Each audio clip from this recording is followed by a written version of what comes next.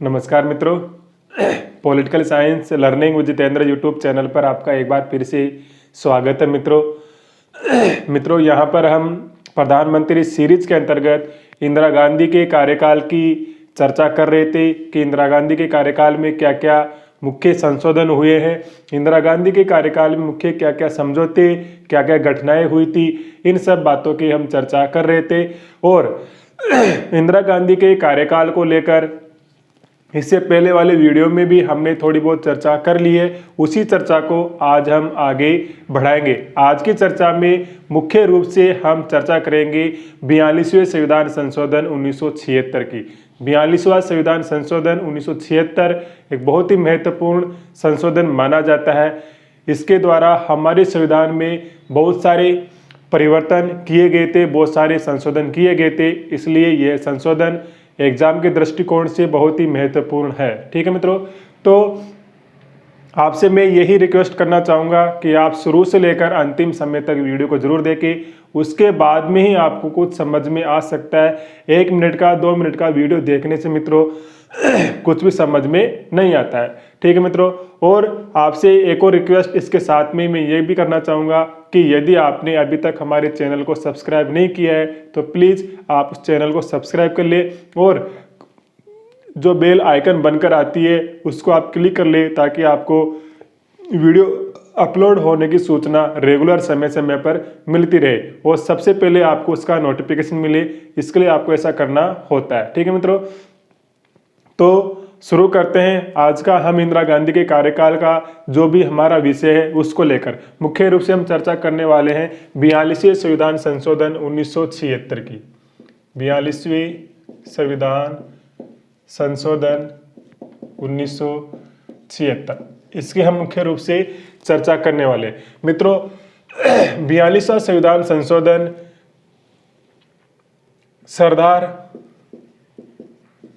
सरदार सरवण सिंह समिति के सुझाव पर किया गया था। सरदार सरवण सिंह समिति के सुझाव पर 42वां संविधान संशोधन किया गया था इंदिरा गांधी के कार्यकाल के समय। इस समिति ने अपनी रिपोर्ट जो दी थी उसमें 59 प्रावधान बताए थे। 59 प्रावधानों को शामिल किया था। उसके आधार पर यह 42वां संविधान संशोधन 1976 किया जाना था। ठीक है, यह 42वां संविधान संशोधन सर्वप्रथम लोकसभा में रखा गया था, लोकसभा में। ठीक है, फिर बाद में ये राज्यसभा में गया और दोनों जगह से पारित होने के बाद में 18 दिसंबर 1976 को राष्ट्रपति ने इसके ऊपर हस्ताक्षर कर दिए। ठीक है मित्रों, राष्ट्रपति ने इस पर हस्ताक्षर कर दिए। अब यहाँ पर सबसे बड़ा पॉइंट यही आता है मित्रों कि ये 42वां संविधान संशोधन 1976 लागू कब हुआ था। हमको सिर्फ 42वें संविधान संशोधन संदर्भ में 1976 की डेट मालूम है कि 1976 में ये हुआ था, लेकिन ये लागू कब हुआ था हमको ये ध्यान में रखना है। ये डेट बहुत ही कम जगह पर हमको देखने को मिलती है मित्रों, तो आपको ध्यान में रखना है ये 42वां संविधान संशोधन लागू कब हुआ था। लागू यहाँ पर 18 दिसंबर 1976 को राष्ट्रपति इसको अपनी अनुमति दे रहे हैं, हस्ताक्षर कर रहे हैं। तो लागू कब हुआ था ये, तो ध्यान में रखना आपको 3 जनवरी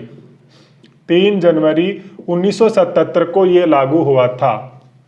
42वां संविधान संशोधन 3 जनवरी 1977 को लागू हुआ था। ठीक है मित्रों, और यह है संविधान संशोधन 42वां संविधान संशोधन जो है वो क्या है। 42वां संविधान संशोधन सर्वाधिक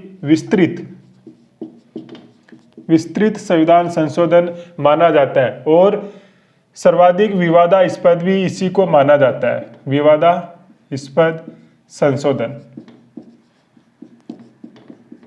सर्वाधिक विस्तृत, सर्वाधिक विस्तार से अगर कोई संशोधन माना जाता है तो वो 42वां संविधान संशोधन 1976 है, और सर्वाधिक विवादास्पद संशोधन भी यही माना जाता है। ठीक है, इस संविधान संशोधन को भारत का मिनी संविधान कहा जाता है। भारत का मिनी संविधान कहा जाता है। 42वें संविधान संशोधन 1976 को भारत का मिनी संविधान संशोधन कहा जाता है। अब ये मिनी संविधान कहा जाता है, संविधान में कहीं पर ऐसा लिखा हुआ नहीं है कि ये 42वां संविधान संशोधन भारत का मिनी संविधान होगा। ना ही किसी नियम में लिखा हुआ है, ना ही संसद के किसी अधिनियम में ऐसा लिखा हुआ है, लेकिन इसको ऐसा कहा जाता है कि ये भारत का मिनी संविधान है, क्योंकि इसके द्वारा हमारे संविधान में बहुत सारे परिवर्तन किए गए थे, बहुत सारे संशोधन किए गए थे, या फिर यूं कहे कि संविधान के अंदर सबसे अधिक संशोधन यदि किसी संविधान संशोधन के द्वारा किया गया है तो वो 42वां संविधान संशोधन 1976 है। ठीक है, यहाँ पर ये ध्यान में आपको रखना है। संविधान में कहीं नहीं लिखा हुआ है। जो राजनीतिक विशेषज्ञ है उन लोगों ने 42वें संविधान संशोधन को भारत का मिनी संविधान माना है। वो भारत का मिनी संविधान मानने का कारण भी हमने आपको बता दिया है। ठीक है, इस संविधान संशोधन पर सर्वाधिक प्रभाव की बात करें, सर्वाधिक प्रभाव किसका था? तो सर्वाधिक प्रभाव था इंदिरा गांधी का।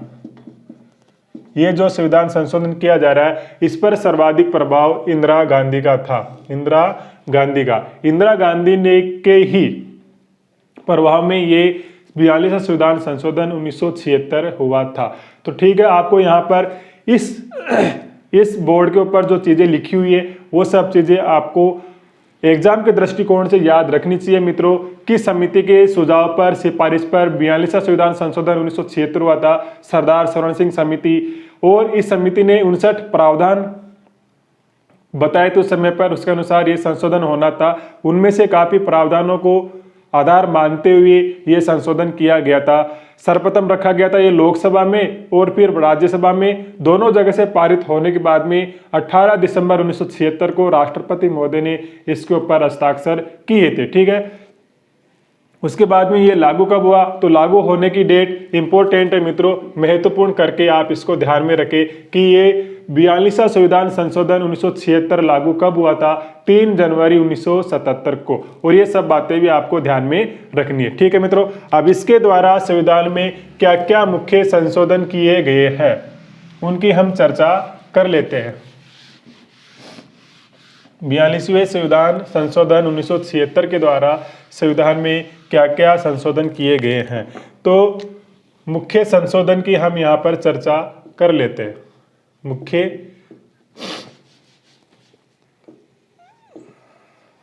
मुख्य संशोधन जो 42वें संविधान संशोधन 1976 के द्वारा किए गए थे। पहला, प्रस्तावना में समाजवाद, पंथ निरपेक्ष और अखंडता ये शब्द जोड़े गए थे। ठीक है, ये शब्द जोड़े गए थे। 42वें संविधान संशोधन के द्वारा प्रस्तावना में समाजवाद, पंथ निरपेक्ष और अखंडता ये तीनों शब्द जोड़े गए थे। और क्या हुआ? इसके द्वारा संविधान में भाग 4A नाम का नया भाग जोड़ा गया और इसके अंदर अनुच्छेद 51A के अंतर्गत मूल कर्तव्य जोड़े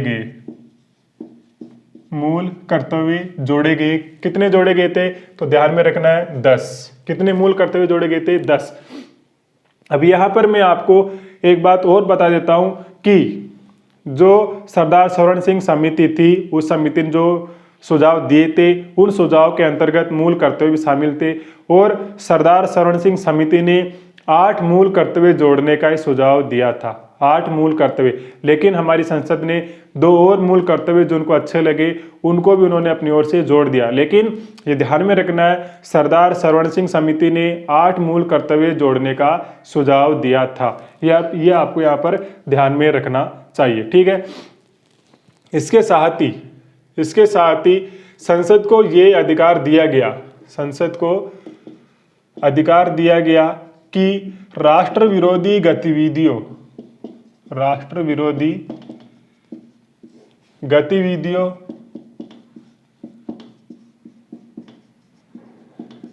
को रोकने के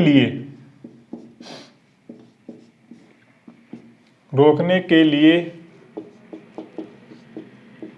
संसद कानून बना सकती है। संसद कानून बना सकती है, ठीक है। यदि इस कानून से किसी के मूल अधिकार नकारात्मक रूप से प्रभावित होते हैं,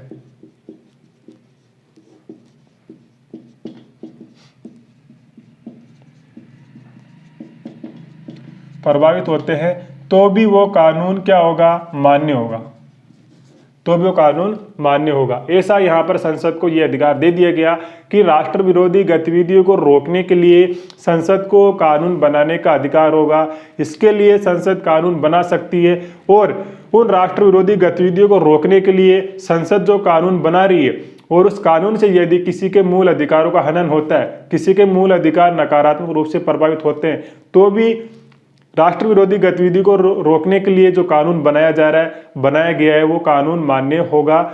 इसके आधार पर उनको चुनौती नहीं दी जाएगी कि इस कानून से हमारे मूल अधिकारों को नुकसान हो रहा है। संसद को यहाँ पर 42वें संविधान संशोधन 1976 के द्वारा ये अधिकार दे दिया गया था, ठीक है। ये आपको ध्यान में यहाँ पर रखना चाहिए। और इसके साथ में ही 42वें संविधान संशोधन 1976 के द्वारा संविधान में 31C नाम का नया आर्टिकल जोड़ा गया था। इसमें क्या प्रावधान किया गया कि जो नीति निदेशक तत्व है ये मूल अधिकारों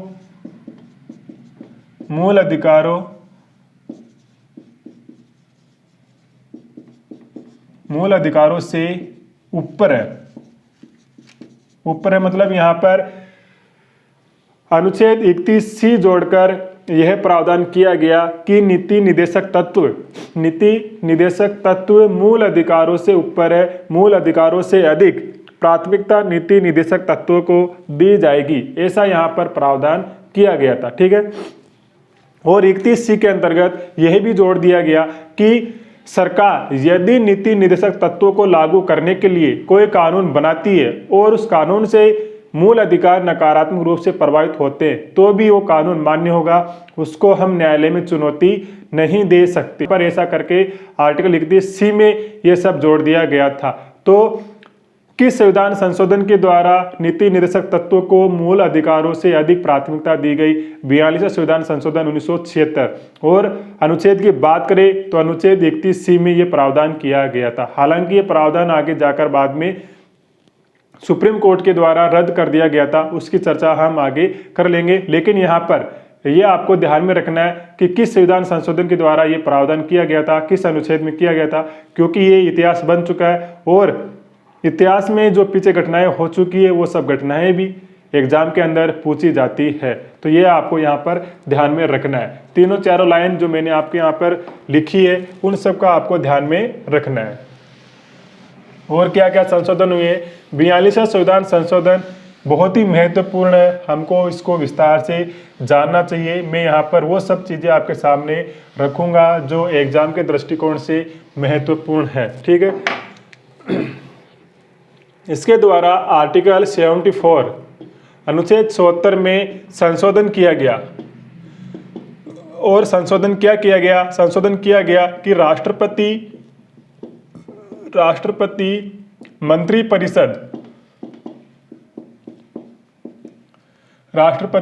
मंत्रिपरिषद की सलाह को मानने के लिए बाध्य होंगे। सलाह मानने हेतु बाध्य होंगे, यह प्रावधान यहां पर कर दिया गया, ठीक है। 42वें संविधान संशोधन 1976 के द्वारा आर्टिकल 74 में यह संशोधन किया गया था कि राष्ट्रपति मंत्रिपरिषद की सलाह को मानने के लिए बाध्य होगा। लेकिन दोस्तों यहाँ पर यह ध्यान में रखना है कि जब जनता पार्टी सरकार बनी थी 1977 में, उस समय पर मोरारजी देसाई के द्वारा 44वां संविधान संशोधन 1977 किया गया था और उसके द्वारा यह प्रावधान कर दिया गया था कि राष्ट्रपति मंत्रिपरिषद के द्वारा दी गई सलाह को राष्ट्रपति मंत्रिपरिषद के द्वारा दी गई सलाह को एक बार पुनर्विचार के लिए लौटा सकते हैं। लेकिन यदि मंत्रिपरिषद वही सलाह या फिर उस सलाह में कुछ संशोधन करके वापस से राष्ट्रपति को भेजती है तो ऐसी कंडीशन में राष्ट्रपति को उस सलाह को मानना ही पड़ेगा। थोड़ा सा यहाँ पर 44 के द्वारा राष्ट्रपति को राहत दी गई थी, जबकि 42वें में अनिवार्य रूप से उनको बाध्य कर दिया गया कि मंत्रिपरिषद ने जो भी सलाह उनको दी है वो उनको माननी ही पड़ेगी। ठीक है मित्रों, यहाँ पर ये आपको ध्यान में रखना है। और क्या संशोधन हुए थे यहाँ पर तो नीति निर्देशक तत्व, जो नीति निर्देशक तत्व है इनके अंदर नए अनुच्छेद जोड़े गए थे। नए अनुच्छेद जोड़े गए कौन कौन से? अनुच्छेद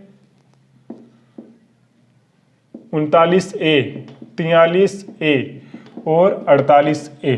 ये नए अनुच्छेद 42वें संविधान संशोधन 1976 के द्वारा नीति निर्देशक तत्वों के अंतर्गत शामिल किए गए थे। ये भी आपको यहाँ पर ध्यान में रखना है कि कौन से अनुच्छेद जोड़े गए हैं नए नीति निर्देशक तत्वों के अंतर्गत। ठीक है, और आगे मैं आपको बताऊं कि इस संविधान संशोधन के द्वारा लोकसभा व राज्य विधानसभाओं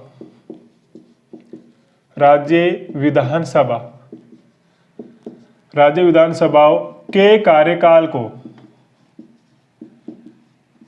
को 5 वर्ष से 6 वर्ष कर दिया गया था। 6 वर्ष कर दिया गया। लोकसभा राज्य विधानसभाओं के कार्यकाल को 5 वर्ष से बढ़ाकर 6 वर्ष कर दिया गया था 42वें संविधान संशोधन 1976 के द्वारा। लेकिन यहाँ पर आपको यह ध्यान में भी रखना है, मैं आपको साथ ही साथ बता दूं कि 44वें संविधान संशोधन के द्वारा इस कार्यकाल को पुनः 6 वर्ष से घटाकर 5 वर्ष कर दिया गया था। तो दोनों पॉइंट आपको यहाँ पर ध्यान में रखना है कि संविधान संशोधन के द्वारा लोकसभा और राज्य विधानसभा कार्यकाल 5 वर्ष से 6 वर्ष किया गया था, तो आंसर होगा 42वां। दूसरा, किस संविधान संशोधन के द्वारा लोकसभा और राज्य विधानसभाओं के कार्यकाल को पुनः 6 वर्ष से 5 वर्ष किया गया था, तो आंसर होगा हमारा 44वां। ध्यान में रखना है कौन सा? 44वां संविधान संशोधन 1977। ठीक है, यहाँ पर आपको ये सब बातें ध्यान में रखनी है। और जो आपातकालीन प्रावधान है इसके अंदर भी 42वें संविधान संशोधन 1976 के द्वारा कुछ परिवर्तन किए गए थे। आपातकालीन प्रावधान का उल्लेख संविधान के भाग 18 में आर्टिकल 352, 356 और 360 में किया गया है। ठीक है, आपातकालीन जो प्रावधान है वो भाग 18 में संविधान के अनुच्छेद 352, 356 और 360 में। इनमें क्या प्रावधान किया गया? इनमें मुख्य रूप से 2 प्रावधान किए गए थे। पहला प्रावधान ये था कि अनुच्छेद 352 के तहत जो राष्ट्रीय आपातकाल लागू किया जा रहा है वो संपूर्ण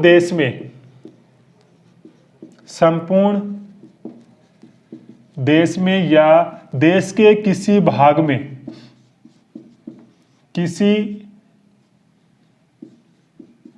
में लागू किया जा सकता है। दूसरा क्या जोड़ा गया था?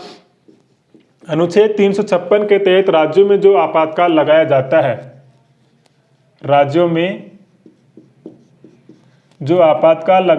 है उसको संसद एक बार में 1 वर्ष के लिए लगा सकती है। 1 वर्ष हेतु 1 वर्ष के लिए लगा सकती है। ये आपको यहाँ पर ध्यान में रखना है। ठीक है, यहाँ पर मैं आपको इसको अच्छे से बता देता हूँ कि 42वें संविधान संशोधन 1976 के द्वारा जो आपातकालीन प्रावधान है उसके अंदर ये संशोधन किए गए कि अनुच्छेद 352 के तहत जो देश में राष्ट्रीय आपातकाल लगाया जाता है वो आपातकाल संपूर्ण देश में भी लगाया जा सकता है और देश के किसी एक भाग में भी लगाया जा सकता है। और वर्तमान में भी यही नियम 352 के अंतर्गत कर रखा है। तो आपको ये ध्यान में रखना है कि आपातकाल संपूर्ण देश में भी लगाया जा सकता है और भारत के किसी एक क्षेत्र में भी लगाया जा सकता है। अनुच्छेद 356 के तहत राज्यों में जो आपातकाल लगाया जाता है, राष्ट्रपति शासन लगाया जाता है, उसको संसद एक बार में 1 वर्ष के लिए लगा सकती है। ऐसा प्रावधान किया गया था 42वें संविधान संशोधन 1976 के द्वारा। यहाँ पर आपको ध्यान में रखना है कि राज्य में जो राष्ट्रपति शासन लागू होता है, उस राष्ट्रपति शासन को संसद की अनुमति कितने समय में लेनी होती है और किस बहुमत से संसद उसको अपनी अनुमति देती है। इन सब बातों की डिस्कस मैं यहाँ पर नहीं करूँगा, क्योंकि मित्रों ये मैटर थोड़ा लंबा हो जाएगा और अभी ये जो हमको विशेष रूप से पढ़ने वाले हैं वो सब चीज़ें छूट जाएगी। लेकिन मैंने ये सब बातें विस्तार से राष्ट्रपति सीरीज के अंतर्गत बता रखी है, वहाँ से आप आराम से इसको जान सकते हो। आपातकालीन शक्तियाँ जो राष्ट्रपति की है उसके अंतर्गत विस्तार से आप 352, 356 और 360 को पढ़ सकते हो। प्ले लिस्ट के अंदर आपको वो सब जानकारी मिल जाएगी। ठीक है मित्रों, तो यहाँ पर आपको ये ध्यान में रखना है क्या क्या संशोधन किए गए हैं। और आगे हम बात करें कि 42वें संविधान संशोधन 1976 के द्वारा क्या क्या प्रावधान किए गए थे।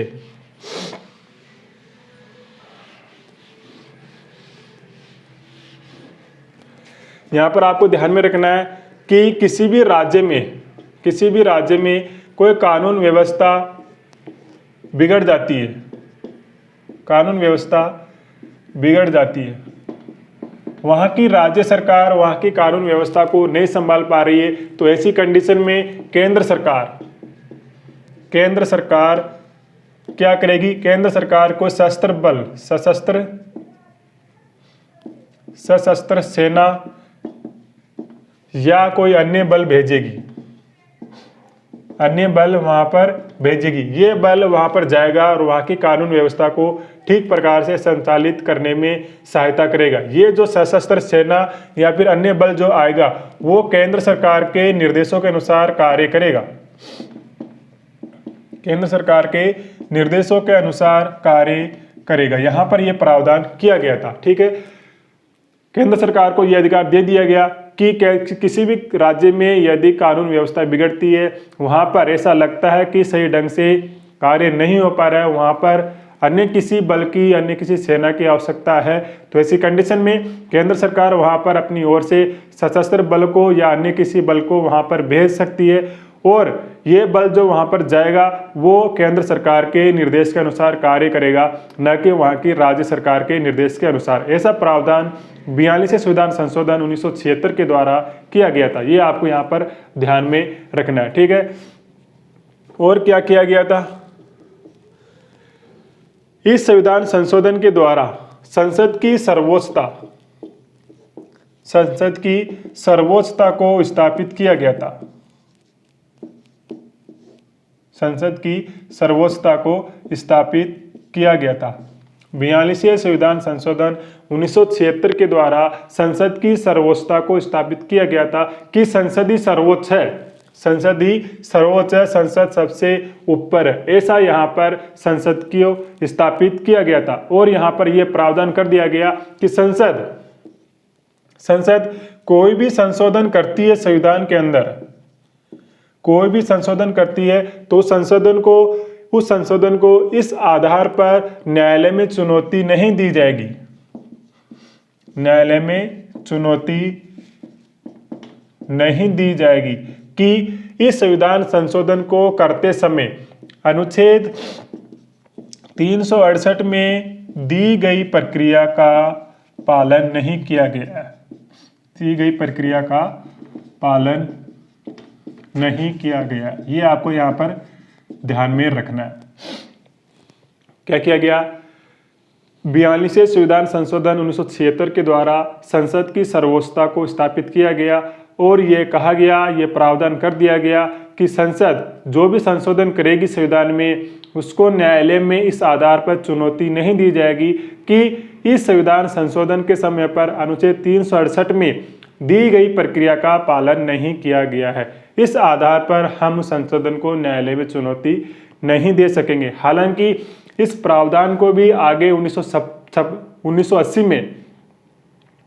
में इस प्रावधान को भी सर्वोच्च न्यायालय ने एक मामले में रद्द कर दिया है, उसकी भी हम चर्चा आगे करेंगे। ठीक है, यहाँ पर आपको ये ध्यान में रखना है। लेकिन क्या क्या संशोधन यहाँ पर हुए हैं 42वें संविधान संशोधन 1976 के द्वारा। ठीक है,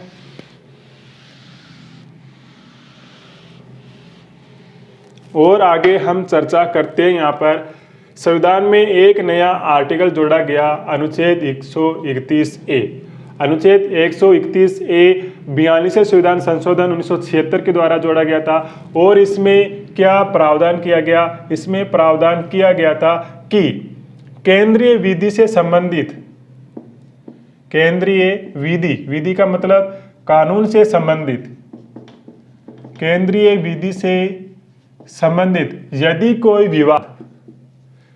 कोई विवाद या विषय हाईकोर्ट में विचाराधीन है, हाईकोर्ट में विचाराधीन है, किसी भी हाईकोर्ट में विचाराधीन है, तो उस विषय को सुप्रीम कोर्ट अपने पास मंगवा सकता है, अपने पास मंगवा सकता है। ठीक है मित्रों, अनुच्छेद 131 में क्या है? अनुच्छेद 131 में सुप्रीम कोर्ट के मूल क्षेत्राधिकार दिया गया है। ऐसा क्षेत्राधिकार उसके अंतर्गत ऐसे विषय आते हैं जिन विषयों पर सिर्फ सुप्रीम कोर्ट ही सुनवाई कर सकता है। तो यहाँ पर अनुच्छेद 131A जोड़कर यह भी प्रावधान कर दिया गया कि केंद्रीय विधि, केंद्रीय कानून को लेकर, संसद द्वारा बनाए गए किसी कानून को लेकर यदि किसी हाईकोर्ट में कोई सुनवाई चल रही है तो सुप्रीम कोर्ट को यह अधिकार होगा कि सुप्रीम कोर्ट उस विषय को अपने पास मंगवा सके और खुद उसकी सुनवाई करते हुए उस पर अपना निर्णय दे सके। ये तो यहाँ पर आपको ये ध्यान में रखना है अनुच्छेद 131A के अंतर्गत। और क्या हुआ? 42वें संविधान संशोधन 1976 के द्वारा 139A नाम का नया अनुच्छेद जोड़ा गया था, नया अनुच्छेद जोड़ा गया। इसमें प्रावधान क्या किया गया? इसमें प्रावधान किया गया कि एक ही विषय पर दो या दो से अधिक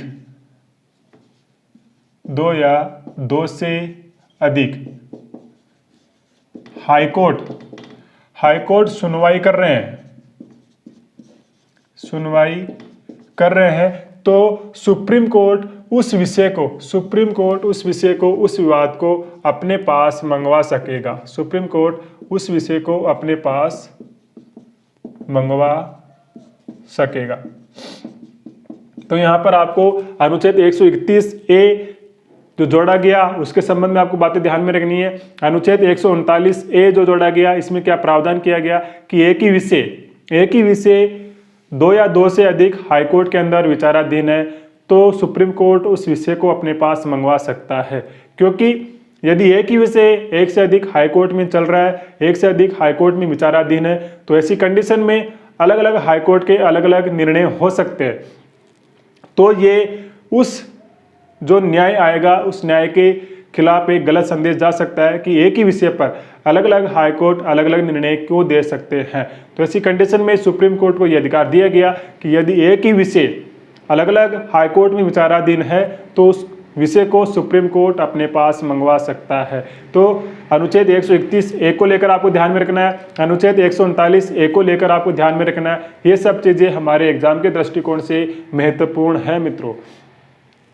ठीक है, तो यहाँ पर आपको ये सब बातें ध्यान में रखनी है। इसके आगे और क्या है?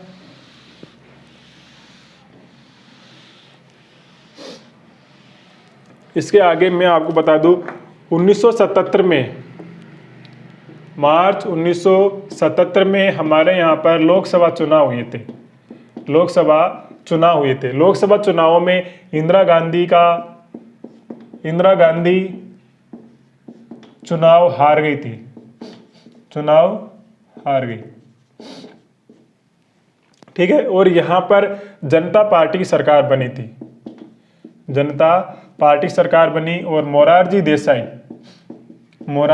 देसाई यहाँ पर प्रधानमंत्री बने। लेकिन यहाँ पर हम अभी इंदिरा गांधी के कार्यकाल की ही चर्चा कर रहे हैं, तो यहाँ पर हम पहले इंदिरा गांधी की चर्चा करेंगे, उसके बाद में हम मोरारजी देसाई की भी चर्चा करेंगे कि इनके कार्यकाल में क्या क्या मुख्य घटनाक्रम हुए हैं।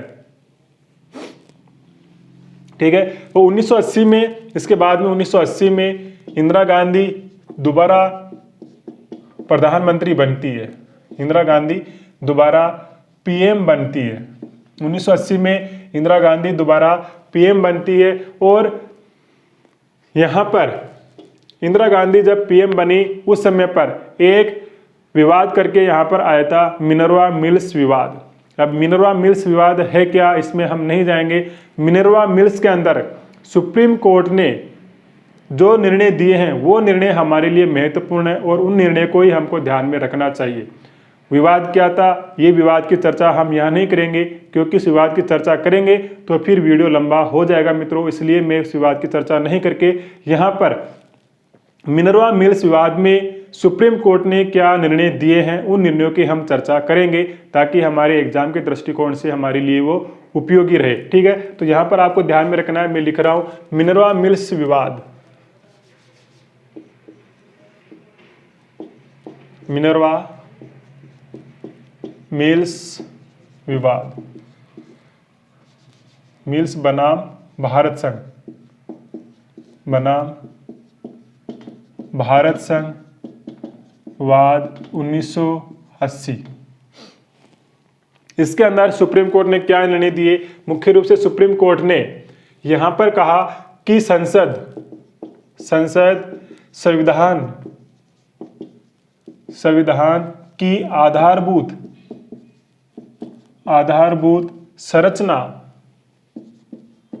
संरचना या ढांचे में परिवर्तन नहीं कर सकती।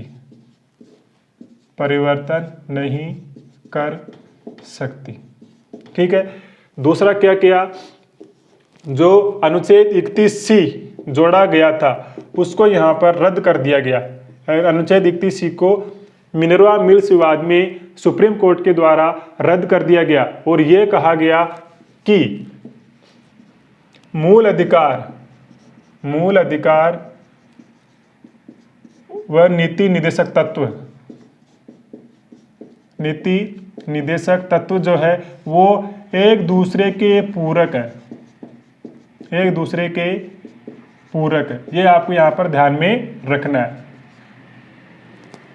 ठीक है, तीसरा इसमें क्या संशोधन किया गया, यहाँ पर आपको दिखाई नहीं देगा, पहले आप इन दोनों को समझ लीजिए। मिनर्वा मिल्स बनाम भारत संघ वाद में 1980 में जो आया था सुप्रीम कोर्ट के अंदर, इसमें सुप्रीम कोर्ट ने क्या निर्णय दिया कि संसद संविधान की आधारभूत संरचना, संविधान के मूल ढांचे में किसी प्रकार का कोई संशोधन नहीं कर सकती। ठीक है, यहाँ पर आपको ये लाइन ध्यान में रखनी है। अब संविधान की आधारभूत संरचना क्या होगी, संविधान का आधारभूत ढांचा क्या है, इसको ना तो हमारे संविधान के अंदर परिभाषित किया गया है और ना ही सुप्रीम कोर्ट ने इसकी कोई परिभाषा दी है। हालांकि सुप्रीम कोर्ट ने ऐसा जरूर कहा है कि संविधान की आधारभूत संरचना के अंदर, संविधान के आधारभूत ढांचे के अंतर्गत कौन से विषय शामिल होंगे, क्या चीज शामिल होगी, क्या नहीं होगी, इसको हम समय समय पर तय करेंगे।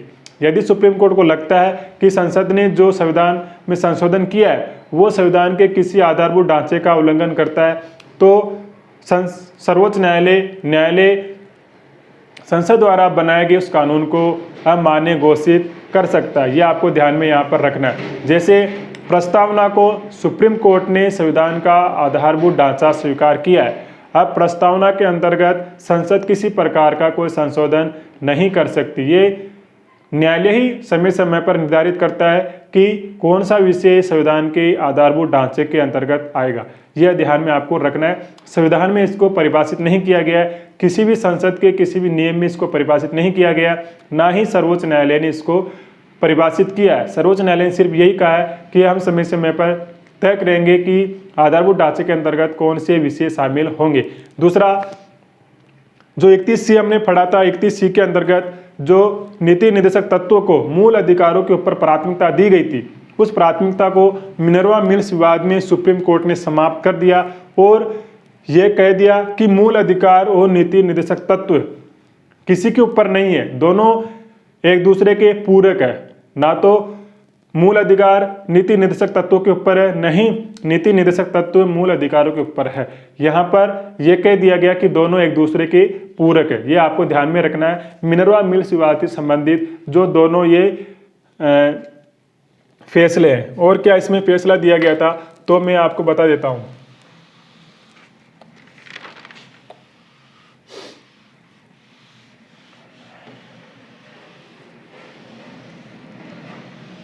ठीक है, यहां पर आपको ध्यान में रखना है, पूरा उठा देता हूं। दो जो फैसले आए हैं जो 2 फैसले आए हैं मिनर्वा मिल्स विवाद में, वो आपको ध्यान में रखना है। अब इंदिरा गांधी के कार्यकाल में जो दूसरा कार्यकाल था 1980 में उनका, उसमें क्या क्या हुआ। 1983 में पहली बार, 1983 में पहली बार क्या हुआ था। 1983 में पहली बार गुट निरपेक्ष राष्ट्रों का सम्मेलन दिल्ली में हुआ था। दिल्ली में हुआ, ये ध्यान में आपको रखना है कि गुट निरपेक्ष राष्ट्रों का पहली बार सम्मेलन कब हुआ था, दिल्ली में हुआ था पहली बार 1983 में इंदिरा गांधी के कार्यकाल के समय। ठीक है, और इंदिरा गांधी के कार्यकाल के समय में बात करें तो 1984 में सियाचिन जो हमारा क्षेत्र है, इसके ऊपर पाकिस्तान ने कब्जा कर लिया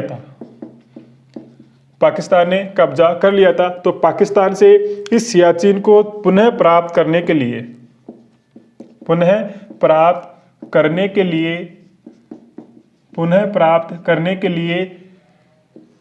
एक ऑपरेशन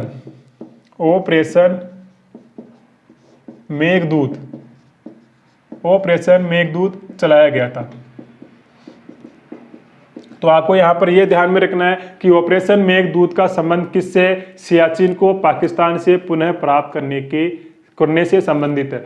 कब किया गया था, 1984 में। किस प्रधानमंत्री कार्यकाल में किया गया था, तो प्रधानमंत्री होगी हमारी इंदिरा गांधी। ये आपको ध्यान में यहाँ पर रखना है। और इसके साथ में क्या हुआ था, इसके साथ में 1984 में जो अमृतसर का जो स्वर्ण मंदिर है, इसको आतंकवादियों से छुड़ाने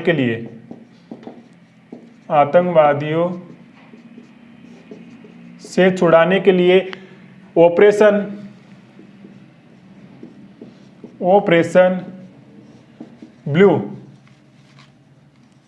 ऑपरेशन ब्लू स्टार चलाया गया था। ये आपको ध्यान में रखना है।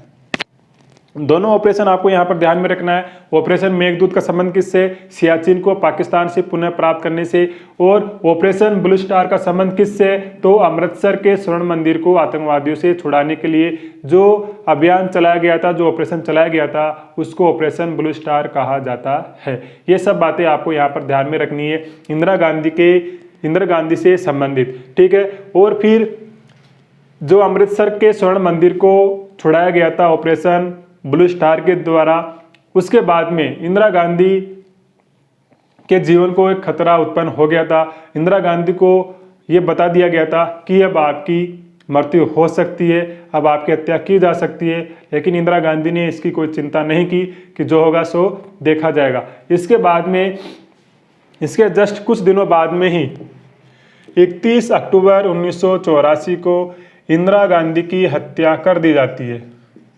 यहाँ पर आपको दिखाई नहीं देगा तो मैं इसको एक बार डिलीट कर देता हूँ। 31 अक्टूबर 1984 को इंदिरा गांधी की हत्या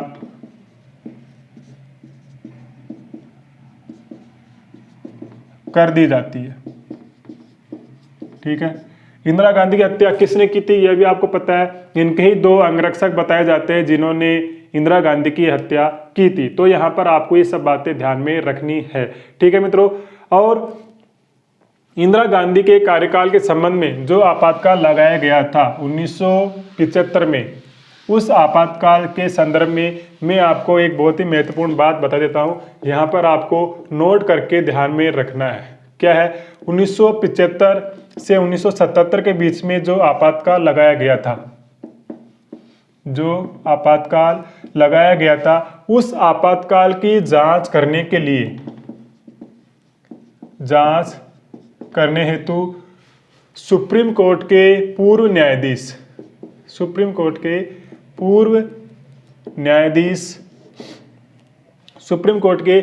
न्यायाधीश जे.सी. शाह की अध्यक्षता में आयोग गठित किया गया था। ये आपको ध्यान में यहाँ पर रखना है कि 1975 से 77 के दौरान जो आपातकाल लगाया गया था, उस आपातकाल की जांच करने के लिए किसकी अध्यक्षता में आयोग गठित किया गया था? तो जेसी शाह की अध्यक्षता में ये आयोग गठित किया गया था। ठीक है मित्रों, तो यहाँ पर हमने इंदिरा गांधी के कार्यकाल में हुए प्रमुख घटनाक्रम की हमने चर्चा कर ली है और 3 वीडियो में ये इंदिरा गांधी का कार्यकाल पूरा हुआ है, क्योंकि इंदिरा गांधी का समय भी लंबा है, 16 वर्ष 2 बार ये हमारे यहाँ पर प्रधानमंत्री रही थी, तो ये भी हमको पता रखना है। इंदिरा गांधी के संबंध में जो भी बातें हुई है वो सब बातें आपको ध्यान में रखना है। विशेष तौर से 42वां संविधान संशोधन 1976 को लेकर आपको ध्यान में रखना है। 42वां संविधान संशोधन 1976 लागू कब हुआ था, ये डेट आपको अनिवार्य रूप से याद रखनी होगी, क्योंकि एग्जाम के अंदर अगर 1976 नहीं आके अलग डेट आ जाती है, अलग डेट सहित आ जाता है 3 जनवरी 1977 और कुछ डेटें भी आ जाती है, तो ऐसी कंडीशन में हम कंफ्यूज हो सकते हैं और हमारा क्वेश्चन गलत भी हो सकता है। तो यहाँ पर आपको जो डेट है लागू होने की 42वां संविधान संशोधन की, उसको आपको ध्यान में रखना है। ठीक है मित्रों, तो यहाँ पर ये हमारा पूरा हो जाता है मैटर आज का। और यदि आपको वीडियो अच्छा लगा हो मित्रों तो कमेंट्स करके ज़रूर बताना, और कैसा लगा, कैसे कुछ समझ में आया, और यदि कुछ समझ में नहीं आया हो तो उसके लिए भी आप कमेंट्स कर सकते हो मित्रों। किसी भी फैक्ट को लेकर यदि आपके मन में किसी प्रकार का कोई भी विवाद हो कि आपने कहीं पर कुछ और पढ़ा हो, मैंने कुछ और बताया, तो आप उसके बारे में भी डिस्कस कर सकते हैं कमेंट बॉक्स के अंदर। मैं आपको बिल्कुल अपनी ओर से संतुष्ट करने का प्रयास करूंगा कि यहाँ से मैंने ये सब चीज़ें आपको बताई है। ठीक है मित्रों, तो मिलेंगे फिर से एक नेक्स्ट वीडियो में एक नई जानकारी के साथ में। तब तक के लिए जय हिंद, जय भारत, जय संविधान।